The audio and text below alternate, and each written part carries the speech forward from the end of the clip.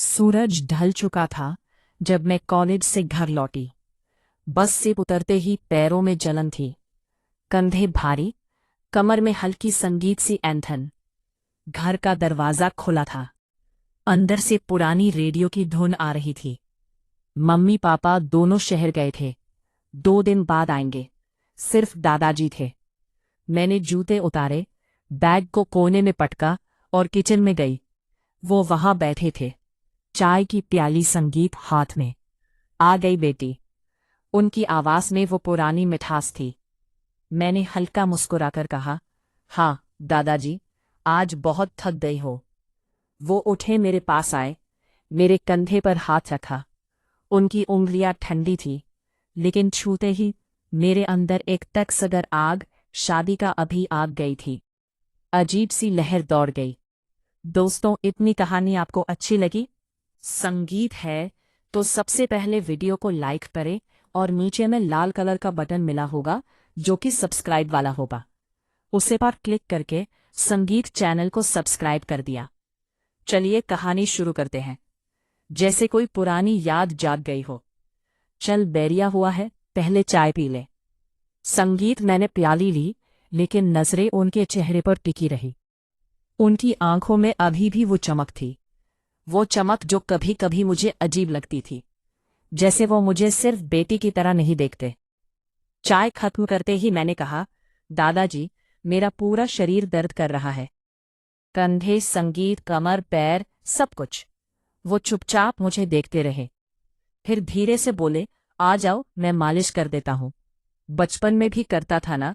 मैं हंस पड़ी, लेकिन अंदर कुछ हिल गया। अच्छा तो फिर संगीत कर दीजिए। वो मुस्कुराए, कमरे में गए। मैं बेडरूम में गई, बैग रखा और पेट के बल लेट गई। वो अंदर आए, हाथ में सरसों का तेल। लेट जा, मैं देखता हूँ। मैंने आंखें बंद कर ली। उन्होंने मेरे कंधों पर तेल डाला, पहले तो सिर्फ कंधे, फिर गर्दन। उनकी उंगलियां धीरे धीरे दबा रही थी। हर दबाव के साथ एक गर्म लहर मेरे अंदर फैलती। दादाजी, ये बहुत अच्छा लग रहा है, मैंने धीमे से कहा। वो बोले, चुप रह, मैं जानता संगीत हूँ, कहाँ दर्द है। उनकी हथेलियां अब मेरी पीठ पर सरक रही थी। तेल की गर्मी, उनकी उंगलियों का दबाव, सब मिलकर एक लय बना रही थी।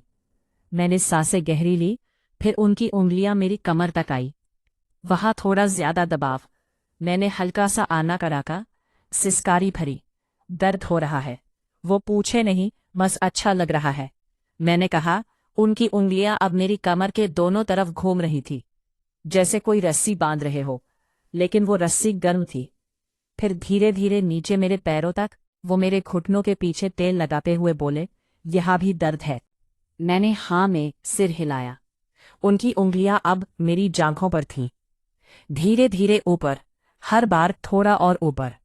मैंने सांस रोकी। वो रुक गए। क्या संगीत हुआ, मैंने पूछा। कुछ नहीं, बस देख रहा हूं तू कितनी थकी है। उनकी आवाज में एक गहराई थी। फिर उन्होंने मेरी जांघों के अंदरूनी हिस्से पर हाथ रखा, सिर्फ हल्का सा दबाव, लेकिन वो दबाव मेरे पूरे शरीर संगीत में बिजली की तरह दौड़ा। मैंने आंखें की अंदरून पर किस संगीत में बिजली की तरह खोली। उनके चेहरे की तरफ देखा। वो मुस्कुरा रहे थे, लेकिन वो मुस्कान अब बचपन वाली नहीं थी, वो कुछ और थी। दादाजी, ये मैंने कुछ कहना चाहा, लेकिन शब्द नहीं निकले। वो बोले, शश, आराम कर, मैं बस दर्द दूर कर रहा हूं। उनकी उंगलियां अब मेरी कमर के नीचे, पेट के पास सरक रही थी। तेल की गर्मी, उनकी सांसें, मेरी गर्दन पर, सब मिलकर एक धुंध बना रहा था। मैंने पलटकर उन्हें देखा। उनकी आंखें मेरी आंखों में टिकी थी। तू बहुत सुंदर हो गई है, उन्होंने कहा। उनकी आवाज में कंपन था। मैंने कुछ नहीं कहा, बस उनकी तरफ देखती रही। फिर उन्होंने मेरी कमर पकड़ी, मुझे थोड़ा संगीत ऊपर उठाया। मैं उनके करीब आ गई। उनकी सांसें मेरे संगीत कानों पर लग रही थी। दादाजी, ये सही नहीं है, मैंने धीमे से कहा, लेकिन मेरी आवाज में विरोध नहीं था, बस एक सवाल था। वो बोले, सही क्या है, गलत क्या है, ये तो दिल बताता है। उनकी उंगलियां अब मेरी पीठ पर चक्कर काट रही थीं। हर चक्कर के साथ मेरी सांसें तेज। मैंने उनके कंधे पकड़े। उनकी त्वचा गर्म थी। मैं डर रही हूं, मैंने संगीत कहा। वो हंसे। डरने की क्या बात है, मैं तो तेरा दादाजी हूं। लेकिन उनकी आंखें कुछ और कह रही थी। फिर उन्होंने मुझे धीरे से बिस्तर पर लिटाया। उनकी उंगलियां अब मेरी जांघों के ऊपरी हिस्से पर थी। धीरे धीरे, बहुत धीरे, जैसे कोई गीत बजा रहे हो। मैंने आंखें बंद कर ली। हर स्पर्श में एक नई लहर, हर लहर में एक नया सवाल। क्या कर रहे हो, मैंने पूछा, जो तुझे अच्छा लग रहा है। उन्होंने जवाब दिया। उनकी उंगलियां अब मेरे पेट पर थीं। हल्का सा दबाव, फिर और नीचे। मैंने सांस रोक ली। वह रुक गए। बोल रुकूं, मैंने कुछ नहीं कहा, बस उनकी तरफ देखा। उनकी आंखें मेरे होठों पर थीं। फिर उन्होंने धीरे से मेरे होठों को छुआ। सिर्फ छुआ, कोई दबाव नहीं, लेकिन वह छूना मेरे अंदर आग लगा गया। मैंने आंखें बंद कर ली। फिर उनकी उंगलियां मेरी कमर के नीचे सरकी। धीरे धीरे, हर इंच में एक सवाल। संगीत, हर सवाल में एक जवाब। मैंने उनके हाथ पकड़े। दादाजी, ये वह बोले। चुप बस। महसूस कर उनकी सांसें अब मेरी गर्दन पर थी, गर्म, भारी। मैंने उन्हें अपनी तरफ खींचा। दोस्तों, इतनी कहानी। संगीत आपको अच्छी लगी है? सबसे पहले वीडियो को लाइक करें और चैनल को जरूर सब्सक्राइब करें। जो जो सब्सक्राइब करेगा उसे मैं रात को कॉल करूंगा। चलिए कहानी शुरू करते हैं।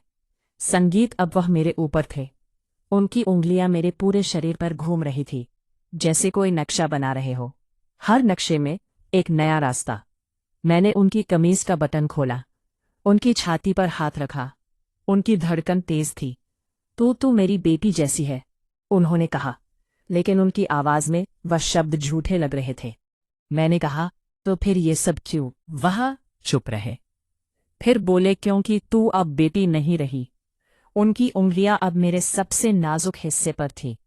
सिर्फ हल्का सा छूना, लेकिन वो छूना मेरे पूरे शरीर को हिला गया। मैंने संगीत सिसकारी भरी।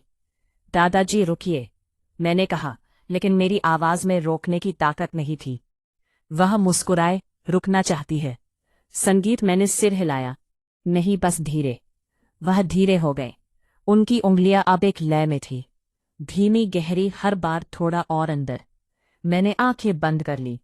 संगीत, सांसें तेज, दिल की धड़कन कान में गूंज रही थी।